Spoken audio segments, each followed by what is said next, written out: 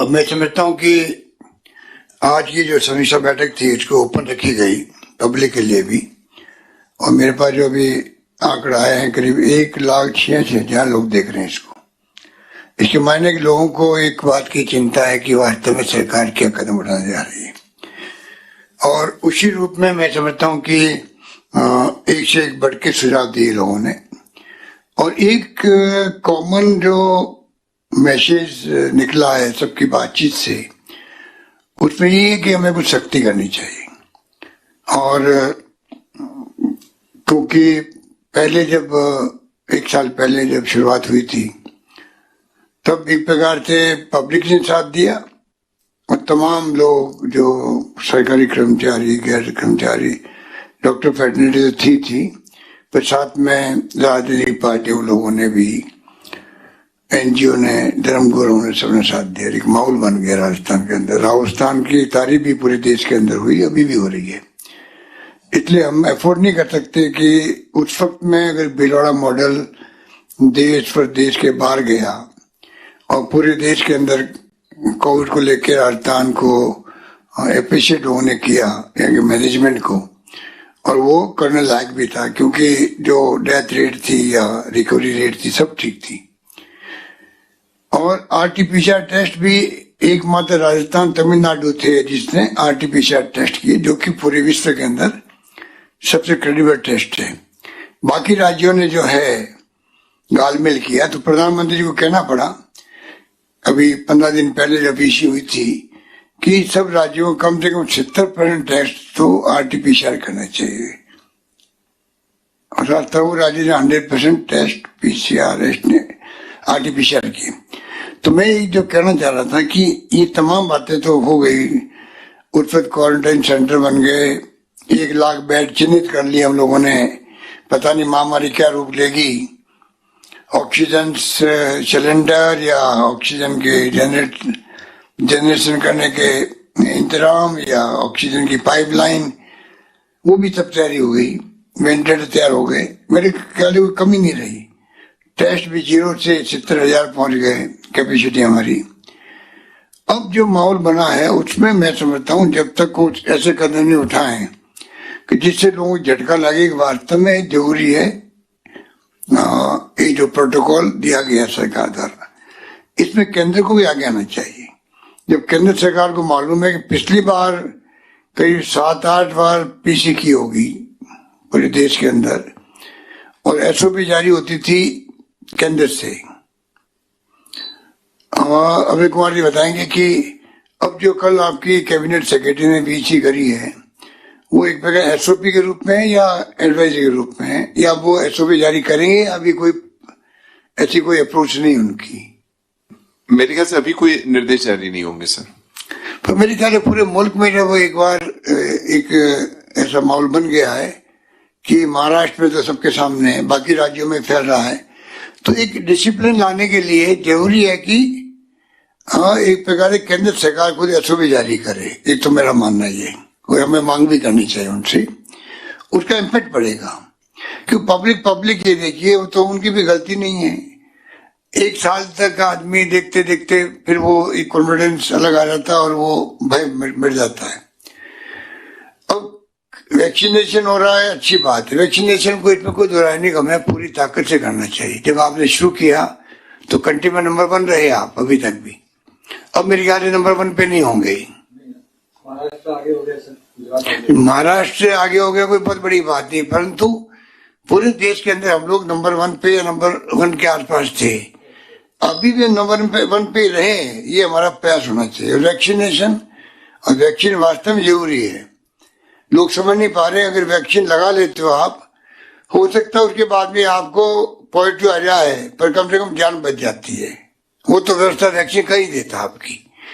जो एक्सपर्ट की राय है उसके हिसाब से अगर आप वैक्सीनेशन करवा लेते हो, उसके बाद में आप हो सकता है कि आप पॉजिटिव आ जाओ, इसीलिए कहा जाता है कि वैक्सीनेशन के बाद में आप मास्क लगाओ, और मान लीजिए उसके बावजूद भी आप आ गए, तो ये कम से कम लोगों की धारणाएं और एक्सपर्ट की राय है कि उस तरह सीरियसनेस नहीं होगा आपका कोविड जो पहले फेज में हुआ था। तो ये बहुत बड़ी उपलब्धि है। ये तो साइंटिस्टों ने बहुत कम समय में ये वैक्सीन इजाद करी, कोई कम बात नहीं है। लोग कहते हैं 4-5 साल लगते हैं वैक्सीन बनाने के अंदर। इस बार साल भर के प्रयास में वैक्सीन आई है दुनिया के अंदर, सब मुल्कों के अंदर, कि पूरी दुनिया में एक साथ में ये कोरोना और कोविड-19 आ गया था। इसलिए आज मैं कहना चाहूंगा कि मैं तो लगातार मेरे ट्विटर हैंडल से देता रहता हूँ, फेसबुक पे भी डालता रहता हूँ, कोई न कोई जो जानकारी मिलती है देश विदेश की, मैं लगातार संपर्क रखता हूँ लोगों से भी, कि जिससे कि लोग एजुकेट हो सके। आज जो सब लोग जुड़े हुए, मैं सबसे अपील करना चाहूंगा कि आप लोग सब जो है वैक्सीनेशन के लिए भी, और जो प्रोटोकॉल बना हुआ आपका ये इसका कोविड का, इसको बहुत सीरियस लेना चाहिए। क्योंकि मास्क जो है वो वैक्सीन की तरह इम्पोर्टेंट है, बल्कि कुछ लोग तो कहते हैं वैक्सीन ही ज्यादा इम्पोर्टेंट मास्क होता है। तो मास्क, सोशल डिस्टेंसिंग और हाथ धोना बार बार, ये कोई कम प्रोटोकॉल नहीं है। इसकी पालना करने के लिए हमें वापस माहौल बनाने में आप सबको इमदाद मदद करनी चाहिए। और क्या प्रोटोकॉल बनता है वो भी हम लोग आजकल में तय करेंगे आपस में बात करके केंद्र से भी, कि केंद्र के कोई विचार बना है क्या या बनेगा। तो मैं समझता हूँ आज या कल तक अपन कोई अगर एसओपी जारी करना चाहेंगे राजस्थान में, केंद्र करेगा तो सबसे सुंदर, अगर नहीं करेगा तो हमें मजबूर होकर हमें अपनी एसओपी जारी करनी पड़ेगी, तो वो भी करेंगे। लास्ट में मैं हमारे नेता साहब को, महेंद्र सोनी जी को कहना चाहूंगा कि अब जो बातें हमने सुनी है उस हिसाब से आप समझोगे, आप नए सिरे से पूरा प्लानिंग करना आपको। अभी जो आपने ब्रीफ किया है वो आपकी पुरानी थ्योरी है, वो नहीं चलेगी। अब आप क्या, एक तो वैक्सीनेशन के लिए एग्रेसिव होकर आप कैंपेन कर रहे हैं, और ये प्रोटोकॉल की बात है, क्योंकि जो आंकड़े आपके सामने हैं, तो आप वो फिगर दे सकते हैं पब्लिक के सामने होर्डिंग्स के अंदर, कंपेयर करते हुए कि पिछले साल इन्हीं दिनों में या अभी के आज तारीख में 10 दिन पहले, 20 दिन पहले में क्या फर्क है, किस गति से 2000 दिन का आपने कहा था, कितने दिन का था? हमारा सर 2000 से भी ऊपर दिनों का हो गया। 2000 दिन, 2500 दिनों का हो गया सर। 2500 दिन का मतलब हो गया कितने साल हो गए सर? 2500 दिन हो गए सर, 7 साल सर। तो 8 साल डबलिंग रेट से आप वापस आ गए हो 200 दिन, 224 दिन। तो इसका मतलब आप समझ रहिए कि कितनी स्थिति बिगड़ती जा रही है, कितनी चिंताजनक स्थिति है। आप कुछ सोच सकते हो, सब सोच सकते हैं। तो हमारी जो टीम बैठी हुई डॉक्टरों की, वो लगातार जब कभी बुलाते हैं शॉर्ट नोटिस पे भी, तो बाकायदा आके वो अपना कंट्रीब्यूशन देते हैं। मैं उनका शुक्रिया अदा करता हूँ और उम्मीद करता हूँ कि राजस्थान में हम लोग जो है नए सिरे से लोगों का आह्वान करेंगे, लोगों को समझाएंगे, और मुझे उम्मीद है कि हम लोग कामयाब होंगे। और कोरोना को आखिर में, कोरोना जंग में आखिर विजय राजस्थान की होगी, क्योंकि रेस्पॉन्स भी अच्छा रहा है और लोग जो है उसको पसंद भी किया, इस जो ओपन किया हमने उसको। और मैं समझता हूँ अगली बार भी जब कभी हम वैसे तो हम कई बार करते हैं, पर जब कभी डॉक्टर्स और सब लोग बैठ के बातचीत करना चाहेंगे तो हम और निकट भविष्य के अंदर भी हम वीसी को ओपन रखेंगे, जिससे अधिक से अधिक लाखों लोग जुड़ सकें। और क्या हमारे एक्सपर्ट की राय है, क्या हम लोग सोचते हैं, क्या हम लोग कार्रवाई करने जा रहे हैं, उसकी जानकारी पब्लिक को मिलनी चाहिए। ये सोच के हम लोग इस वीसी को ओपन रखना चाहेंगे अगली बार भी।